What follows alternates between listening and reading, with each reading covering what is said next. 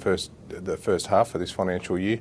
Some of the key numbers were the revenue that we had was up to 101 million, just over 101 million, which is up about 70% on the prior year. We saw an EBITDAF of 10.9 million, which was again up about that 70% range from the year before. And we also saw an underlying NPAT of 2.2 million, which was up double from this time last year. So all in all, a very strong half year's result. It beat some analysts' expectations of what we thought we would achieve, and we're certainly very pleased with those results.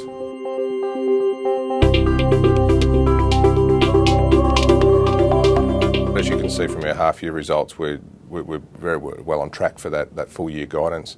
Generally, our second half tends to be a little bit stronger than our first half, but the board has reaffirmed that guidance numbers of a revenue range of 200 to 220 million, an EBITDAF range of 21 to 23 million, and a full underlying NPAT of 3.5 to 4.5 million. So we're very comfortable with reaffirming those results for the full year.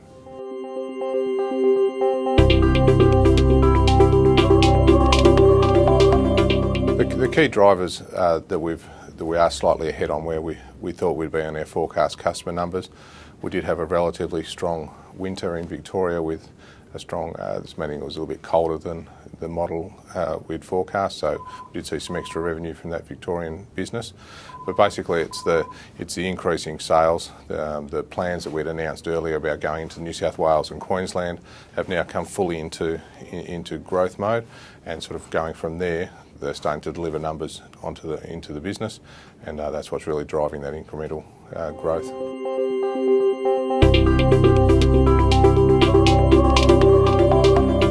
The results that we put out today are at an EBITDAF level, and the F is for financial instruments which are in the marketplace. So in prior years we've reported EBITDA. EBITDAF is a term that in our business you can directly correlate with the last year's result of EBITDA, but for the first time we're recording the financial instruments that we use for hedging wholesale energy purchases, in particular in the electricity market, now has to be recognised on the income statement, and they are measured on a mark-to-mark basis at the end of each accounting period for the duration of those contracts. Now, in our type of business, we don't actually have to close out those future positions. It's very much a case of it's an accounting requirement that we have to recognise what their future value if the circumstance arose where you had to close them out. So even though it's not relevant to the business model we run, it's a non-cash item. It doesn't have any direct influence on the result. We still had to report it. So therefore, in line with several other energy companies, we exclude those from the underlying result.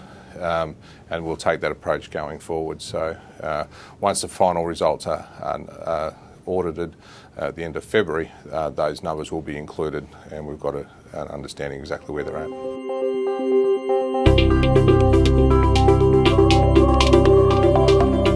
Yeah, we've done a lot of work in the last half of 2010 around improving the capital structure in the business to bring the debt to equity ratio down. We've now got that down to about 40-odd%, about 44%, and a significant part of that was a convertible note program that we had in place. We converted to equity, so it was 6.3 million. Convertible note was converted to equity, and we did a $15 million equity raise as well at the end of 2010. And what that has done is strengthen the business by adding some new institutional investors into the business, and also simplified the capital structure. So the capital structure of the business is now a lot more simpler for people to understand moving forward. So it's all part of our strategy to improve the underlying, or reduce the complexity of the business and improve the underlying fundamentals of the business to make it much more around a robust business for the size of the business this company is going to be going forward.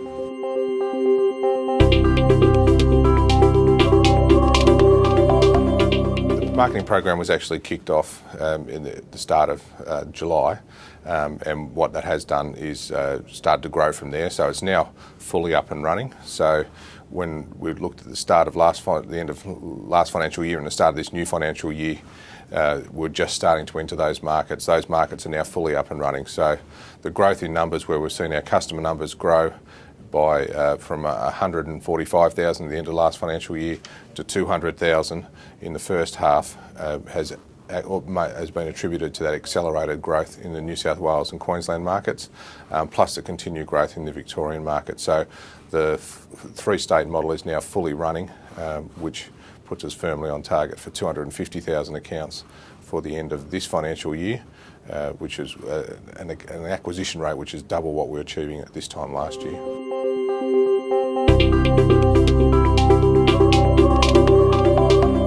They don't have a great impact on our business. As part of the Energy Retailers Association, we agreed to suspend billing to those customers who were affected, offer extra assistance to the customers that were affected by the floods, similar to what we did for the bushfires in Victoria. And basically, it breaks down and delays the bills for a little while for those customers. Because we're fairly new in the Queensland market, we don't have too many customers in that area, so we don't have an impact from that. And it's not so much a loss of income, it's more just a delay of income so people can recover for those floods, which were all pretty devastating at the time. So obviously we want to do what we can to support them. Our marketing activities in Queensland was also suspended for a while. That will restart again in February once the teams have come back into the market there. We actually relocated our sales teams into New South Wales and Victoria for that period, just to give the people of Queensland some time to come back from those devastating floods.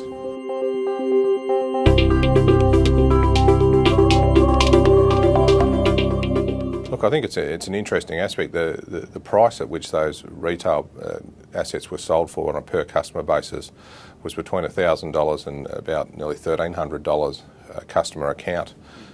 Currently in our business model, the customers, based on our market capitalisation, are valued at about $350 a customer. So there's potentially some significant upside to our business in just on a pure valuation metric. If you look at our customer base of 200,000 growing forward, it would apply values of $200 to $250 million in that scenario. While each transaction's separate, certainly we think that adds significant value and re-rates our business significantly going forwards. I think it was very positive, the price that those assets were sold for on the retail side for our business going forward.